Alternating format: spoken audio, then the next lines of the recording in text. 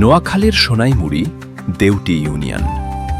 সকাল থেকেই গ্রামের মানুষের মনে কৌতূহল, আজ কি হতে চলেছে। কারণ আজ এই গ্রামে পা রেখেছেন একজন মানুষ, যিনি এসেছেন সুদূর লন্ডন থেকে। LMIS লন্ডনের চেয়ারম্যান ডানকান থমসন। তিনি নিজে ঘুরে দেখেছেন ডাক্তার মোস্তফা হাজেরা ফাউন্ডেশনের আঞ্চলিক কার্যালয়, দেখেছেন কিভাবে ফাউন্ডেশন মানুষের জীবনে পরিবর্তনের গল্প লিখে চলেছে। তারপর শুরু হয় ডাক্তার মোস্তফা হাজেরা ফাউন্ডেশনের উদ্যোগে মানবিক উন্নয়নের মিলন মেলা। শুরুতেই দেউটি বাজার স্পোর্টিং ক্লাব ও গ্রামের তরুণ সমাজ ফুল দিয়ে বরণ করে নেন অনুষ্ঠানের প্রধান অতিথি ফাউন্ডেশনের চেয়ারম্যান ক্যাপ্টেন AKM গুলাম কিবরিয়া ও বিশেষ অতিথি ডানকান থমসনকে।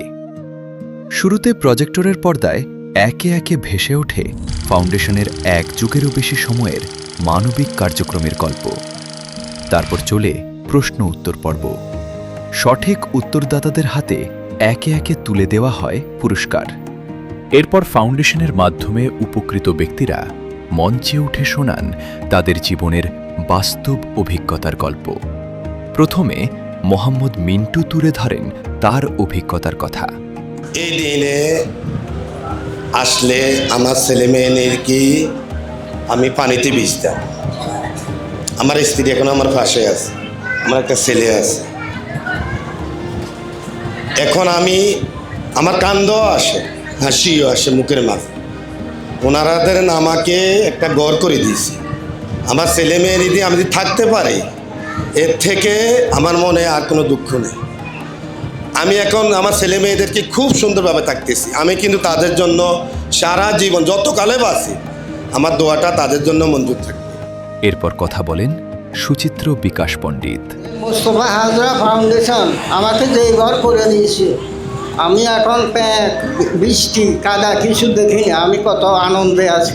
উনি যে আমার উপরে ঝাঁপি পড়ে আমার এই ঘরটা করে দিয়েছে, এই জন্য আমি কৃতজ্ঞ সবসময় মোস্তফা হাজরা ফাউন্ডেশন।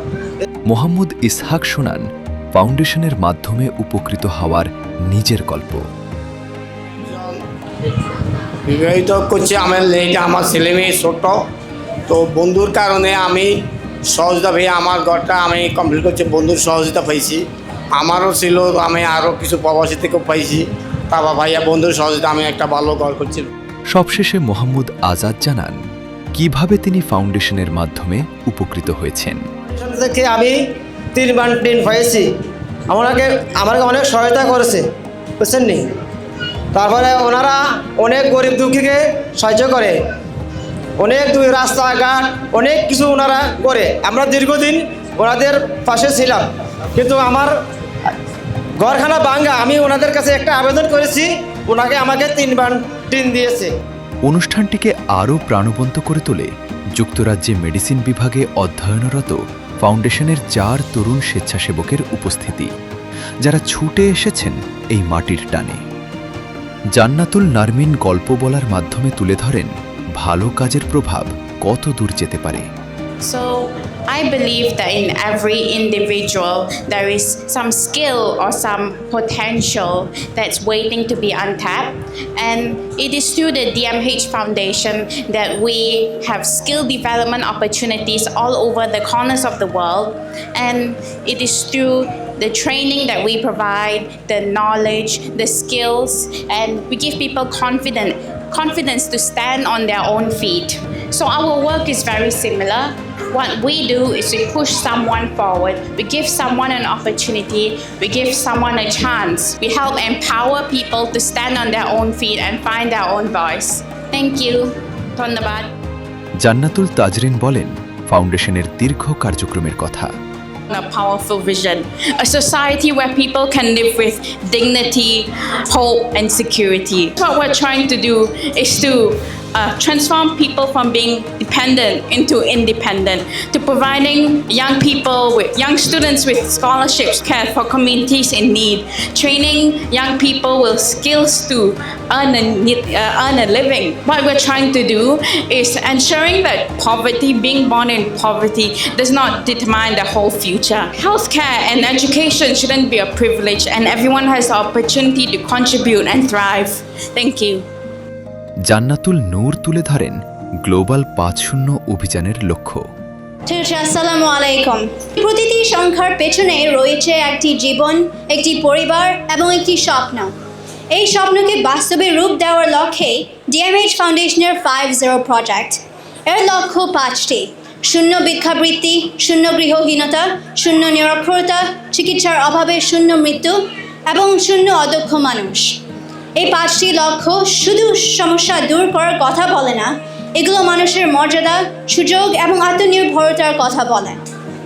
কারণ কাউকে সাময়িকভাবে সাহায্য করা ভালো কাজ, কিন্তু একজন মানুষকে এমনভাবে সক্ষম করে তোলা যাতে সে নিজের ও নিজের পরিবারের ভবিষ্যৎ নিজেই গড়তে পারে, সেটিই প্রকৃত পরিবর্তন। এটি শুধু সাহায্য করার উদ্যোগ নয়, এটি মানুষকে নিজের পায়ে দাঁড়ানোর সুযোগ দেওয়ার উদ্যোগ। আমাদের স্বপ্ন এমন একটি সমাজ গড়ে তোলা যেখানে দারিদ্র্য কারো স্বপ্নের সীমা নির্ধারণ করে না, সুযোগ জন্মের উপর নির্ভর করবে না এবং কোনো মানুষ পিছিয়ে থাকবে না। আর শেষে নাইম জান্নাতুল বলেন তরুণ সমাজের দক্ষতা ও অপার সম্ভাবনার কথা। আসসালামু আলাইকুম, আমার নাম নাইম জান্নাতুল, ডক্টর মুস্তাফা হাজরা ফাউন্ডেশনের 5-0। আজ আমি বিশেষভাবে কথা বলতে চাই 5ম লক্ষ্যটি নিয়ে, শূন্য অদক্ষ মানুষ। কারণ আমরা এমন একটি সময়ে বাস করছি যখন দক্ষতা শব্দটির অর্থ আমাদের চোখের সামনে বদলে যাচ্ছে। আরও গুরুত্বপূর্ণ প্রশ্ন হলো, আমি আগামীকাল নতুন কী শিখতে পারবো? এই প্রসঙ্গে একটি পুরনো গল্প আমার খুব প্রিয়। দুজন কাঠুরিয়া একদিন সকালে বনে গেলেন গাছ কাটতে।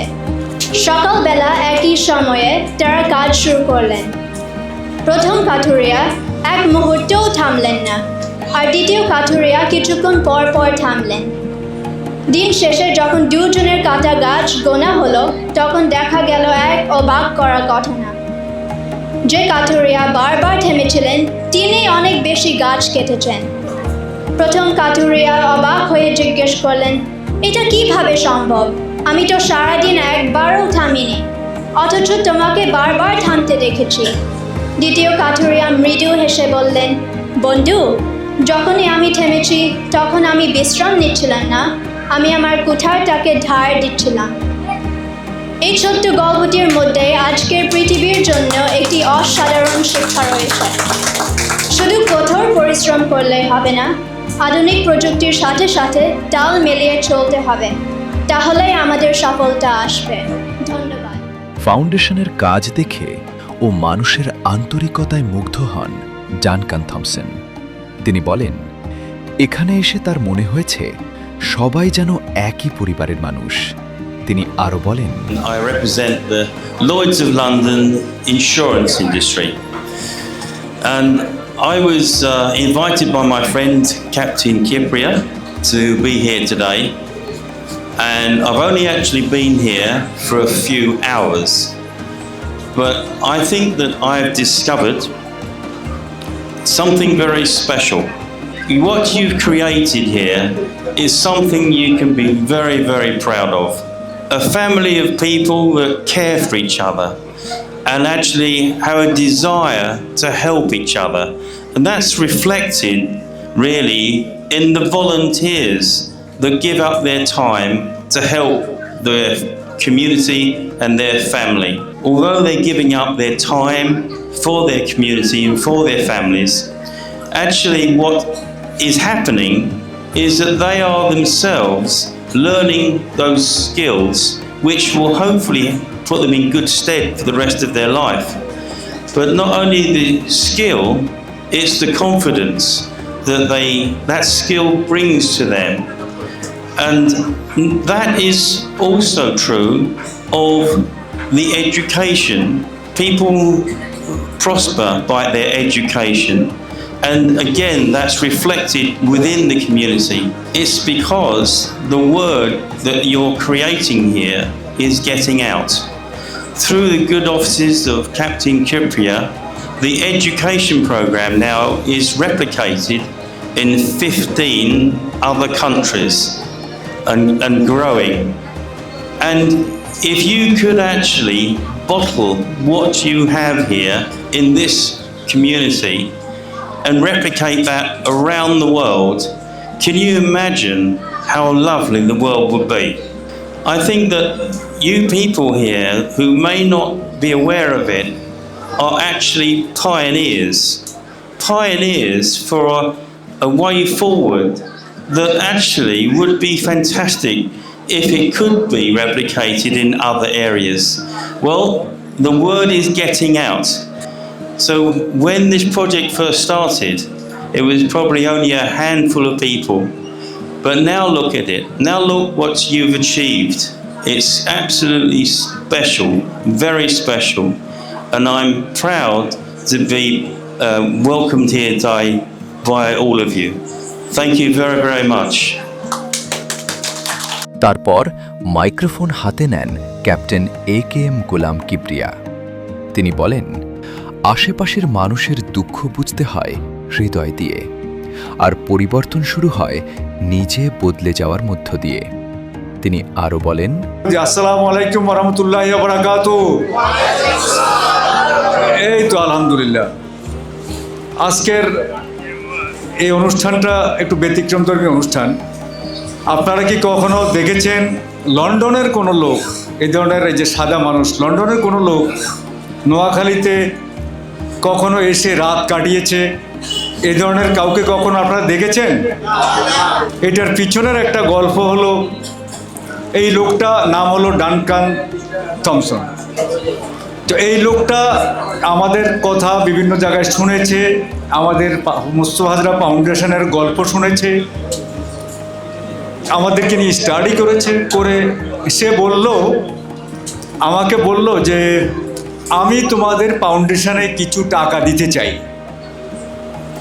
আমি বললাম, তুমি কত টাকা দিতে চাও? বলে যে আমি 500 বা 1000 পাউন্ড দিতে চাই। তখন আমি বললাম যে দেখো, আমরা যে ফাউন্ডেশনটা চালাই এটা আসলে কারো কাছ থেকে টাকা নেয় না, কারণ টাকা দিয়ে মানবতা কিনা যায় না। এটা হলো ফাউন্ডেশনের কথা।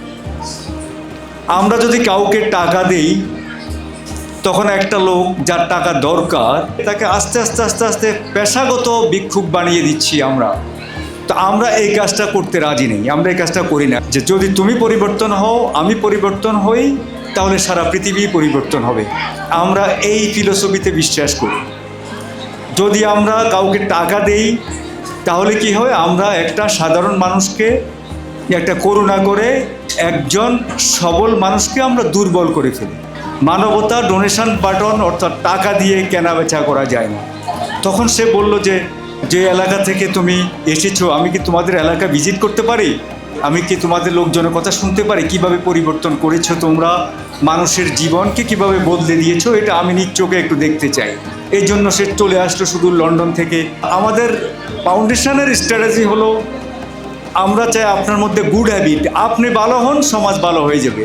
আপনি ভালো হবেন না, সমাজ টাকা দিয়ে ভালো করা যাবে না। তো এই জন্য আমাদের দরকার হলো, আজকে যারা এখানে বলেছেন যে আপনাদেরকে একটা ঘর দেওয়া হয়েছে, আপনাদের এই সাপোর্ট করা হয়েছে, দেখুন এটা কোনো করুণা নয়, এটাকে করুণা হিসেবে নেবেন না যে আমাকে অমুকে ঘর দিয়েছে। না, এটা আমরা যারা আছি, এটা আমাদের উপর দায়িত্ব।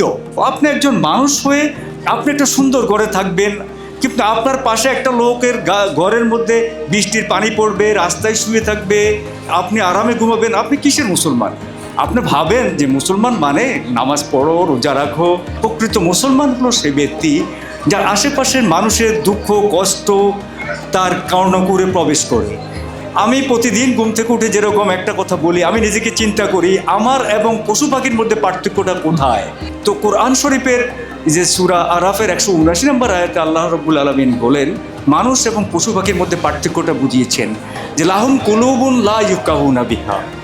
যে দেখো, কিছু কিছু মানুষ আছে যাদের কলব আছে, যদি তারা মানুষের কলব নিয়ে না দেখে, আপনার অন্তর অন্যের কষ্ট দেখে আপনার অন্তর কাঁদতে হবে, অন্তর ব্যথিত হতে হবে। তারপরে ওখানে পার্দার বলেছেন লাহুম লাহুম আয়ুনুন লা ইউবসারুনা বিহা, যে আপনার চোখ আছে কিন্তু এই চোখটা মানবতার চোখ দিয়ে দেখেন না।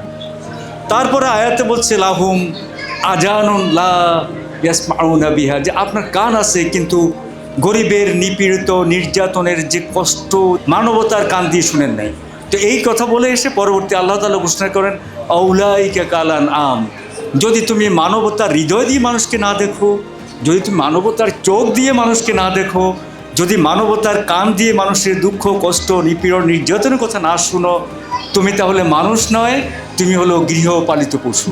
তাহলে মানুষ মানে হলো আমরা মানুষের পাশে দাঁড়ানো, যে আমাদের সবাইকে কি করতে হবে, মানুষ হতে হবে। মহান রব্বুল আলামিন বলেছেন, একটা হাদিসই বলেছেন যে আমরা হলাম একটা বডি, এটাকে বলা হয় আরবিতে বলা হয় আল জাসাদিল ওয়াহেদ। একটা শরীর যদি আমরা কল্পনা করি তাহলে তার কষ্টে আমার কষ্ট পেতে হবে, তার দুঃখে আমি দুঃখিত হতে হবে, আমাদের চিন্তা চেতনা পরিবর্তন করতে হবে, সামাজিক কাঠামো প্রবলেম, ইংরেজিতে একটাকে বলা হয় ইকোসিস্টেম। এই ফাউন্ডেশনটা কত মানুষের জন্য কাজ করে, কত মানে এই ফাউন্ডেশনের ইন্টেনশনটা কি, কত মানুষের জীবন বদলানোর জন্য কাজ করে বলুন তো। সারা পৃথিবীর যত মানুষ আছে, এটাকে লেখা আছে ফাউন্ডেশনটা খুললে দেখবেন 8 বিলিয়ন পিপল, অর্থাৎ সারা পৃথিবীর সব মানুষের জীবনের পরিবর্তনের জন্য এই ফাউন্ডেশন, সারা পৃথিবীর। তাহলে আমরা কি আজকে বুঝতে পেরেছি মানুষ এবং পশু পাখির মধ্যে পার্থক্য করার জন্যেই আমরা বলছি সারা পৃথিবীর মানুষ মানুষ হও। তোমার কাছ থেকে আমি অর্থ চাই না, তুমি তোমার চিন্তা চেতনা তুমি পড়ে চিন্তা করো যে আমি মানুষ হতে চাই। যদি আমরা মানুষ হতে চাই, আমাদের প্রত্যেকটা ভাই বোন আমরা সবাই ভালো থাকতে পারবো, সবাই আমরা একে অপরের পাশে দাঁড়িয়ে একটা ওয়ান বডি, ওয়ান গোল, ওয়ান স্ট্র্যাটেজি, ওয়ান হিউম্যানিটি, একটা মনুষ্যত্বের সুন্দর সমাজ গড়ার জন্যেই আমাদের আসলে এই পদযাত্রা। Thank you. সবার সাথে ছবি তোলার মধ্য দিয়ে শেষ হয় অনুষ্ঠানের আনুষ্ঠানিক পর্ব। সমাজ বদলায় তখনই যখন মানুষ পরিবর্তনের জন্য একসাথে এগিয়ে আসে। আসুন একসাথে করি মানবিক সম্ভাবনার বাংলাদেশ।